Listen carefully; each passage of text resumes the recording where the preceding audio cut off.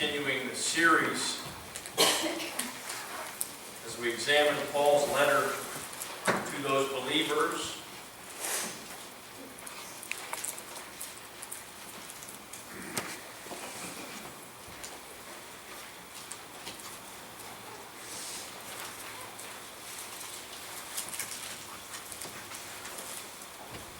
There's a really good message in Colossians for husbands and wives, but I'm not going to preach that one today. We'll get there. Today is the first chapter, verses 15 through 21, 22.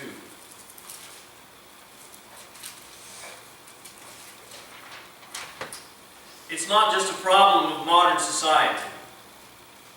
There have been a lot of people living in the world who haven't known what to do with Jesus. Everybody has to do something with Jesus. You must either approve him for who he is, discard him, thinking that he's irrelevant, or ignore him. But you must do something with Jesus. It has existed from the beginning. You remember that Jesus called his disciples away alone with him one day. And he asked them that question, what do people think of me? Who do people say that I am? And they had all those things that the people were saying, and then he asked them a more pointed question. Who do you believe I am? Even while he was still walking on this earth, people were confused about Jesus. Just 30 years after his death, they were already making up stories about him, trying to diminish who he was and what he did. Somehow they were making him less. Someone taught that the price he paid was not sufficient to give us access into heaven. But Paul goes here in Colossians to demonstrate great lengths, demonstrate and describe exactly who Jesus was and what we should think and believe and act upon, and what we should teach about Jesus. Listen. How important this is. Our eternal habitation, our eternal destination depends upon Jesus and what we do with him. Look with me, if you will, starting in verse 15. Paul writes and says, he is the image of the invisible God, the firstborn of all creation. For by him all things were created, things in heaven and on earth, visible and invisible, whether thrones or powers or rulers or authorities. All things were created by him and for him. He is before all things, and in him all things hold together. And he is the head of the body, the church. He is the beginning and the firstborn from among the dead, so that in everything he might have the supremacy. For God was pleased to have all his fullness dwell in him, and through him to reconcile to himself all things, whether things on earth or things in heaven, by making peace through his blood shed on the cross. Once you were alienated from God and were enemies in your minds because of your evil behavior. But now he has reconciled you to Christ's physical body through death to present you holy in his sight, without blemish and free from accusation. That's a mouthful. We must once again remember the wrong teaching that was abounding or beginning in the region of Colossians. This teaching sought to distance Almighty God from creation through a series of emanations or intermediaries. That God was way up here and He was perfectly holy, but that He created a being that was a little less perfect than Him, who created a being that was a little less perfect than Him, who created another being a little less perfect than Him, and eventually the one who created the world was so far removed from God that He had forgotten God, and He was so far removed from God that He was evil, and that all matter was evil, and that the Spirit was good. God created an inferior being to Himself. Since God is good, and matter is evil, God couldn't make this world. And if Jesus had been a man, that would make Him evil. Right? That's what they thought. And if Jesus were God, He couldn't have been a man. Both things were thought, were implied in this philosophy. Paul uses this letter to both affirm and approve that Jesus was the perfect synthesis. Not one or the other, but both, and God and man. He begins with Jesus being fully God.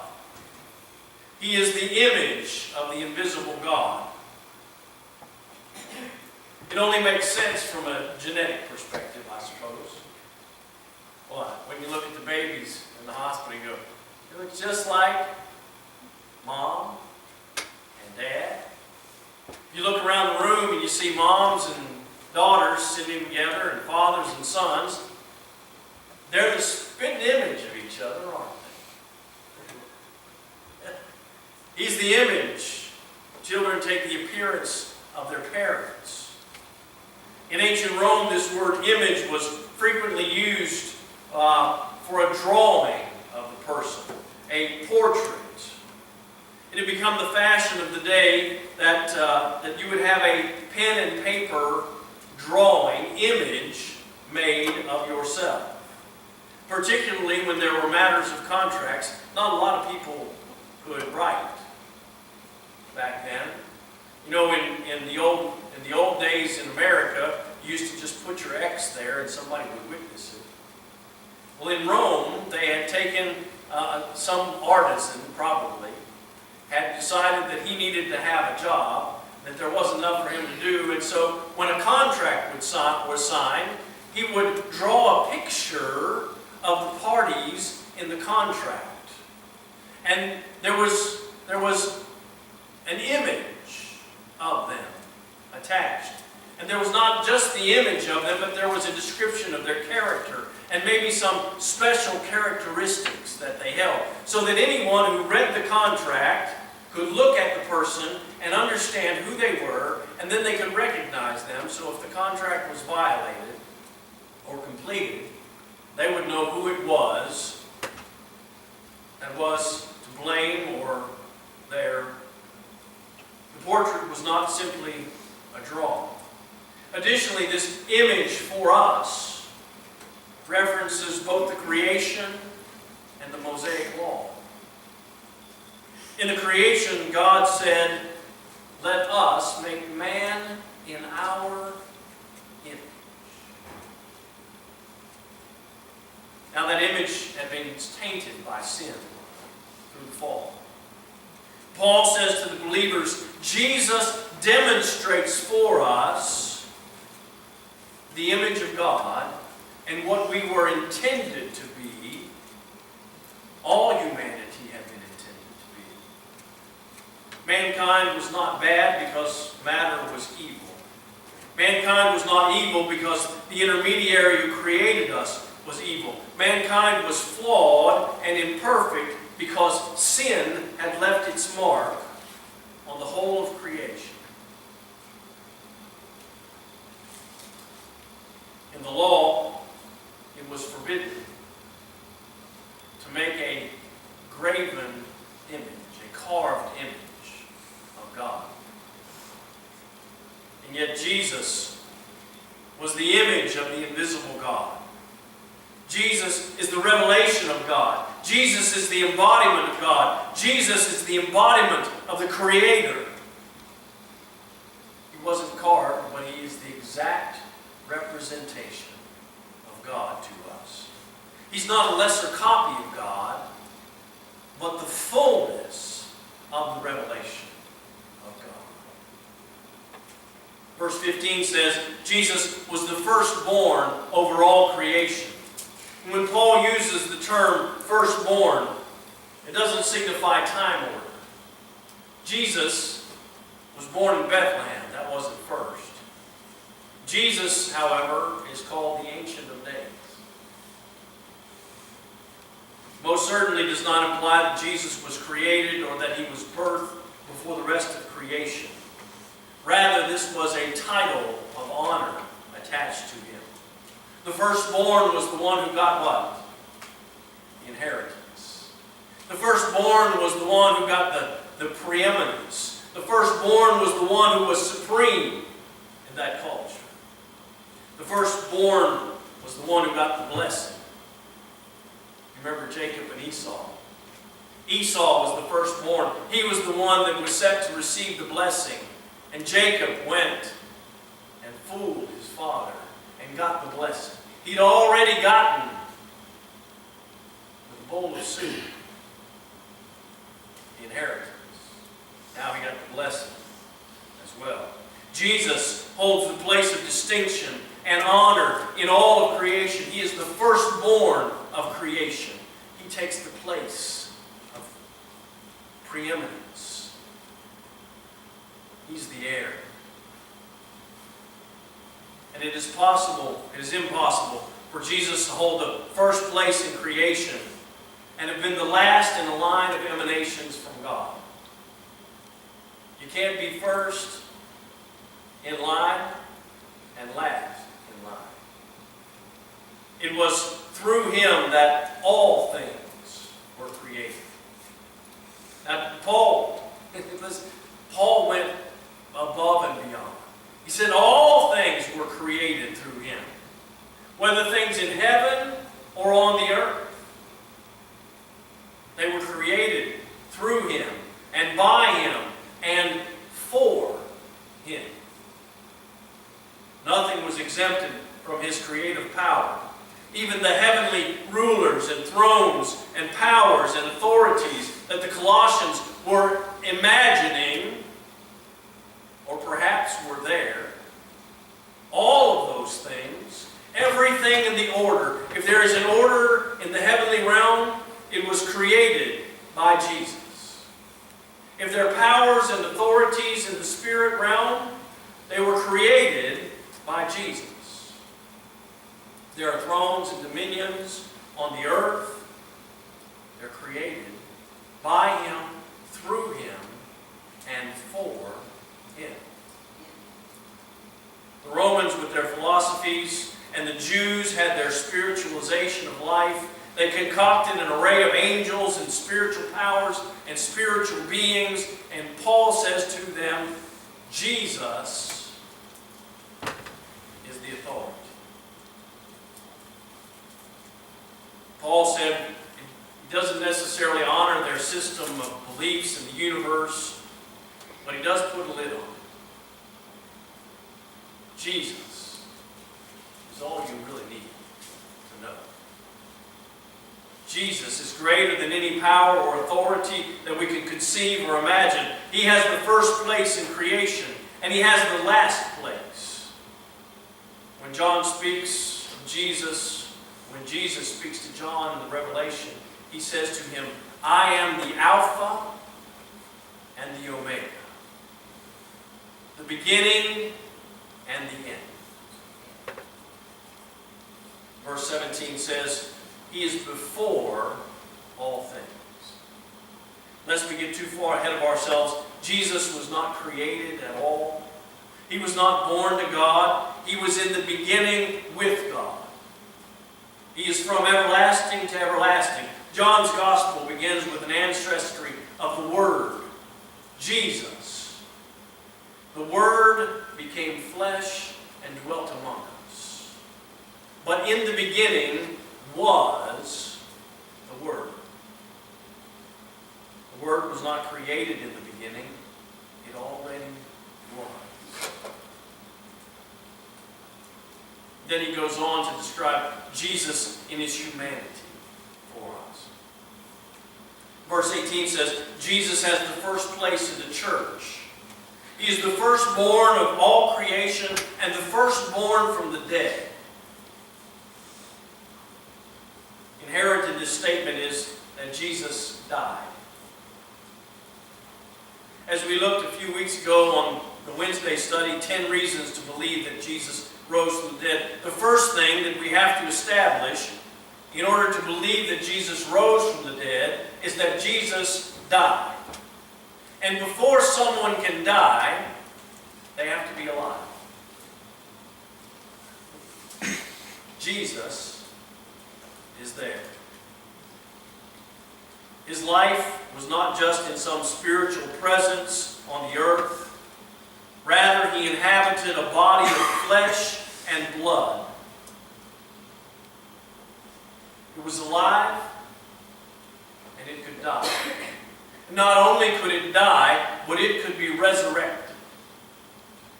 It could be brought back to life. He is the firstborn from the dead. Here again is confirmation. In order for him to be firstborn from the dead, he had to die. He is the first and the first. He is the first in creation, and he is the first in the resurrection life. He lived, he breathed in a regular body that died and that was resurrected. Yet the humanity of Jesus was not devoid of the divinity of God. There is nothing inherently evil in this world and in creation. After all, when God created the world, at the end of each day he said, it was good. And at the end of the sixth day he said it was very good. Matter is not necessarily evil. Verse 19 says, God was pleased to have all his fullness dwell in Jesus. It was the prophet Isaiah who told us that he would be called Emmanuel, God with us. Jesus told the disciples on the night that he was arrested and betrayed, if you have seen me, you've seen the Father. Then, in his prayer for all believers, John chapter 17, he says to God, just as you are in me, and I am in you, may all the believers be one in us. May they be one so that the world will believe you have sent me. The God of the universe was in fullness in the person and life of Jesus. Jesus was not simply human, although he was fully human. He was also the fullness of God in flesh. And even with the fullness of God in him, still he had everything that we need to consider necessary for him to be incarnate, to be in the flesh. Even down to the real shedding of actual corpuscles, both red and white. By his blood, peace was made between humanity and the Almighty. Verse 20. It was necessary, Paul says, that Jesus, who is the divine representation of God and through whom the fullness of God dwelt actually and materially, inhabit a flesh and blood body. And through his death, his very real death, we have been reconciled to God. Made right with him. I suppose here's the difference. In the 9th chapter of the book of John, He tells the story of the man who was blind from birth, having been healed. The Sanhedrin, the ruling authorities of the day, brought the man in and questioned him. And he said, "Who was it who healed you?" And he said, "I don't know." Because he didn't see Jesus. He was blind, and by the time his sight was regained, Jesus had already moved on. "I don't know who healed me, but he was a great man." They said, "We know this man's a sinner." So, well, he's such a big sinner. How could he do this? They took the man outside and they called his parents in. And they began to accuse them of lying all these years. He was born and he could see, couldn't he? And you just made him a beggar so he wouldn't have to work. No, sir. He was blind. We don't know how this happened to him. He was blind. When he was a kid, he couldn't see a thing. They called the man back in again and they began to pressure him to say something bad about Jesus. He wouldn't do it. He said, "I don't know who this man is, but if he wasn't from God, he couldn't do anything." What made the difference? The religious leaders knew about Jesus. But the man who had been born blind had met the Master. Even though he could not recognize him by sight, he knew nothing like this had ever been done before in Israel, and only God would have brought it about. If we try to reach God in our own strength, with our carnal minds, we will always fall short. It's only through experiencing Jesus.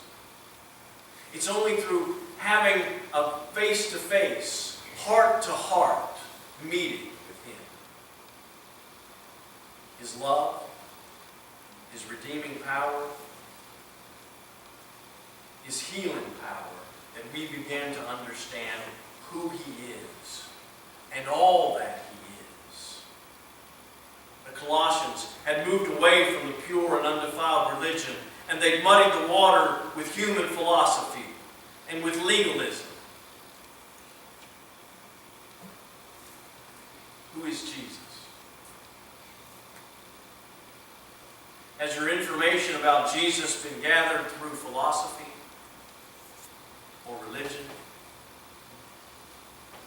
There are a host of philosophies and multitudes of religions, but have you received the one true gospel? Or have you received the one that is tainted with false doctrines and ideas? And have you made the decision for Jesus? Have you met with Him and found Him to be all that Paul describes for us here? Jesus is unique, and He is supreme, both in His humanity and in His nature as God. By Him and through Him, the world was created, and for Him, the world was created. And in Him, Paul says, all things hold together. And yes, He sacrificed Himself for you, so that you could be included in His inheritance. As the firstborn, He's more than willing to share.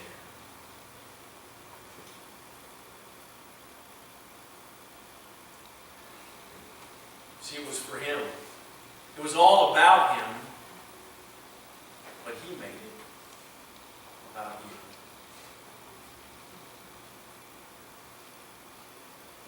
Won't you trust in this gospel? Won't you trust in this person? Won't you acknowledge this God